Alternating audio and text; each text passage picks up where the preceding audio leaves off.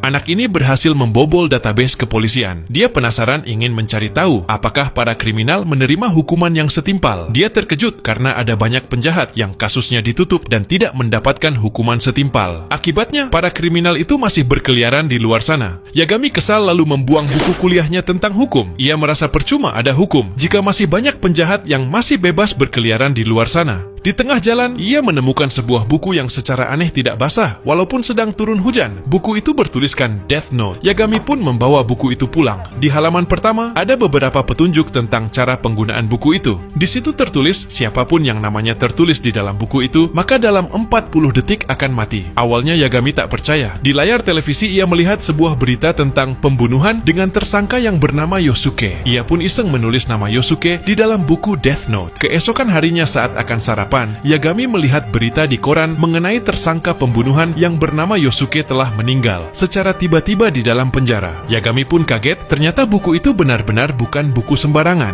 Seiring berjalannya waktu, kasus kematian misterius para penjahat semakin meningkat. Kematian misterius ini tidak hanya terjadi di Tokyo saja, bahkan di seluruh dunia. Kebanyakan dari mereka meninggal karena serangan jantung, padahal riwayat kesehatan mereka baik-baik saja. Kepolisian akhirnya membentuk tim investigasi untuk mengungkap kasus yang aneh itu. Suatu hari, seorang pria tiba-tiba mengalami serangan jantung saat baru keluar dari kereta. Sebelum meninggal, pria itu sempat menatap wajah Yagami yang tersenyum sinis kepadanya. Polisi lalu segera memeriksa rekaman CCTV di sekitar. Di sana mereka melihat jika sebelum tewas, korban berlari ke arah kereta. Mereka yakin jika si pelaku pasti ada di dalam kereta itu. Polisi lalu mengumpulkan semua foto para penumpang, termasuk foto Yagami. Mereka pun mulai melakukan penyelidikan kepada orang-orang yang dicurigai. Ketika Yagami pulang dari sekolahnya, dia menyadari bahwa jarum yang selalu ia selipkan sebelum berangkat telah tergeletak di lantai. Ini menandakan ada orang yang membobol masuk rumahnya.